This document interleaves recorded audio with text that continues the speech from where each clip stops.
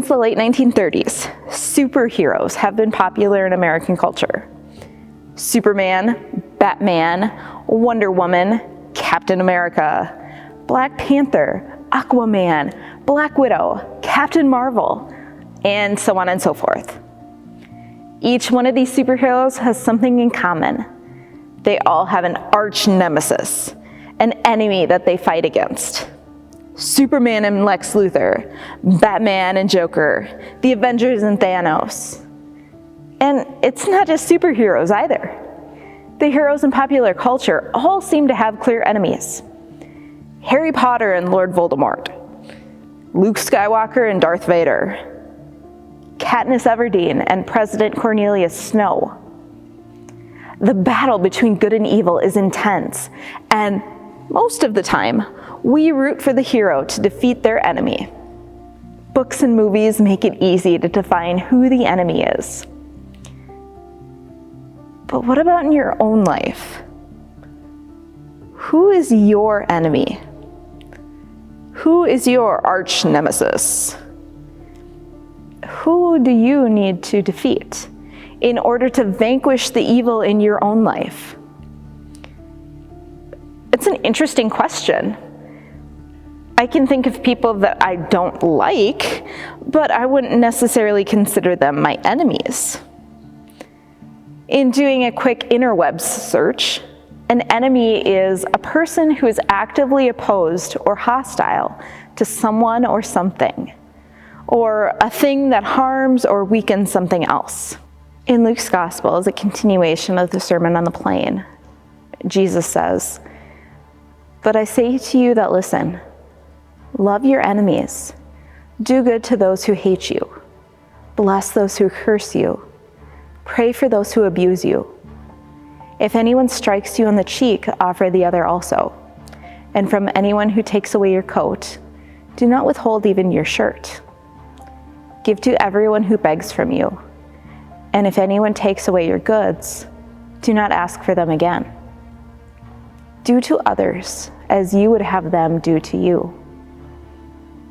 If you love those who love you, what credit is that to you? For even sinners love those who love them.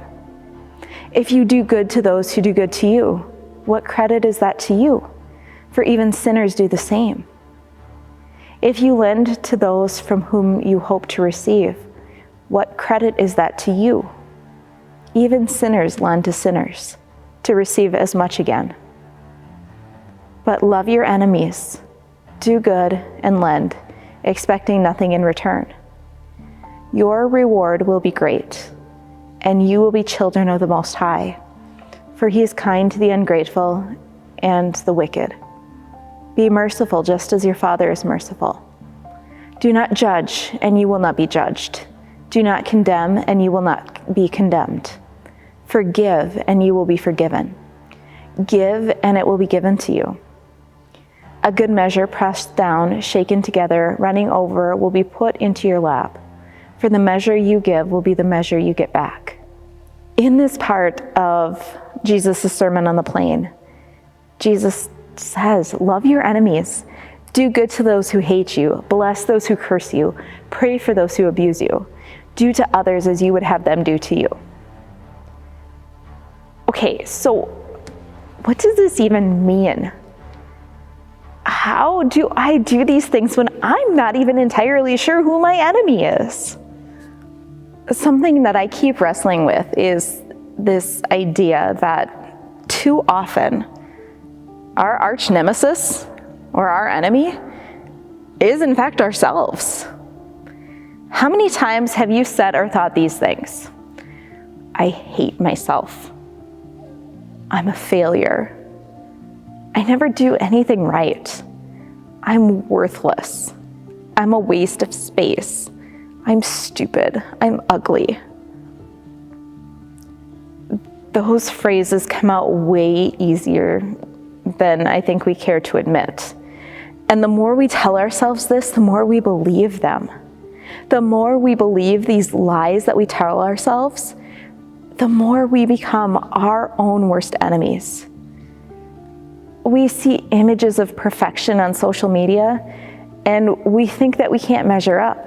not always recognizing that so much of social media is filtered just to show the ideal.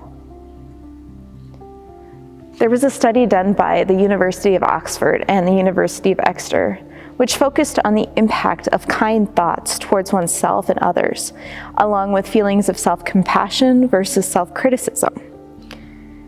They were split into 5 groups and instructed to do one of 5 things.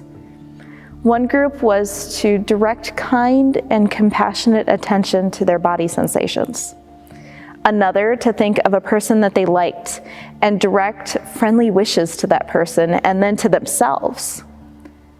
Another was to think of something that they had failed to achieve. A 4th group had to think of something that they had achieved. And the 5th, which was the control group, had to envision shopping in the grocery store.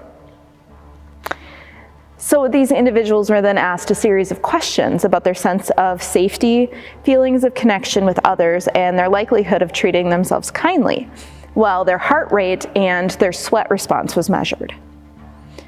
They found that those who were asked to focus on their body sensations and to think kindly of themselves and others had a lower heart rate and a lower sweat response versus those who were told to think more critically of themselves.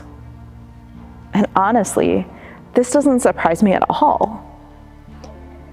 Dr. Brené Brown, an author and research professor at the University of Houston Graduate College of Social Work, wrote in her book, The Gifts of Imperfection, "We can only love others as much as we love ourselves. Shame, blame, disrespect, betrayal, and the withholding of affection damage the roots from which love grows. Love can only survive these injuries if they are acknowledged, if they're healed, and if they're rare." These comments are true as much about our love for others as our love for ourselves. When we practice self-love, we learn how to trust ourselves. We learn how to treat ourselves with respect. We learn how to be kind and affectionate towards ourselves. These are all things that we are called to do for other people.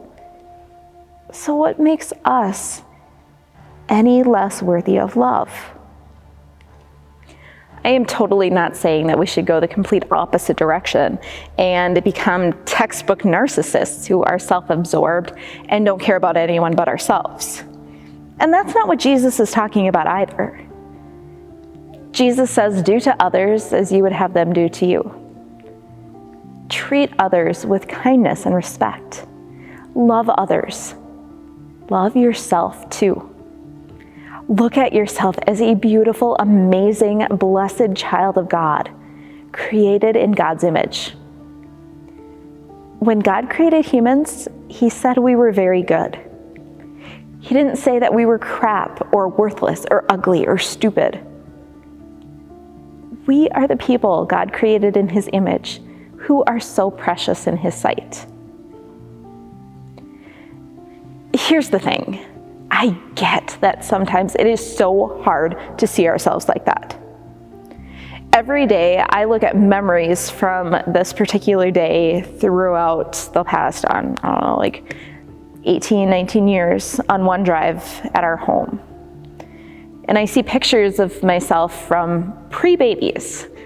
And I think, wow, I'm never going to be that size again.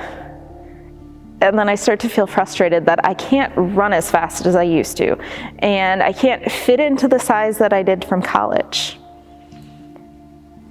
But then I look at my 4 beautiful children, and I think, yeah, I don't wear the same size as I did when I was 19, but I wouldn't trade my children for any clothing size. Now, this might seem like a superficial thing to be caught up on, but it's a barrier that can keep me from loving and embracing myself. And you know what? We all have those barriers. We all have those things about ourselves that we see as our own arch nemesis. Those things that make us feel broken. That's just one of mine. And I notice that the more critical I am of my own stuff, the more critical I am of those things in others, which then creates a barrier from loving them fully. So instead of hating those parts of us that are broken, that we don't like, what if instead we trusted God to make something beautiful come out of it? There's an art form, it's called kintsugi. It is actually the Japanese art of putting broken pottery pieces back together with gold rather than throwing them away. It's the idea that by embracing our flaws and our imperfections, we can create an even stronger, more beautiful piece of art. When we embrace ourselves, the broken parts and all, we can heal. We can create a person who is more unique, more resilient, more able to love others, and more able to love ourselves. When you are feeling broken, when you feel like you're worthless and unlovable, when you feel like you are your own worst enemy, remember this: you have been fearfully and wonderfully made by God. You are loved by Him. You are important and you matter. The more that you can love yourself and embrace all of the parts of you, the more that you can love others. Jesus didn't die for perfect people. He died for perfectly imperfect people like you and like me. Thanks be to God for that. Amen.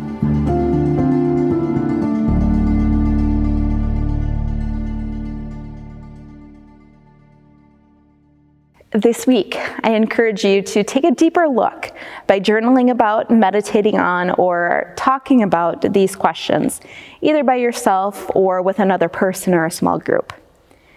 Question 1 is, do you treat yourself as the enemy? And what does that look like? And number 2, how can loving yourself for who you are right now allow you to better love others?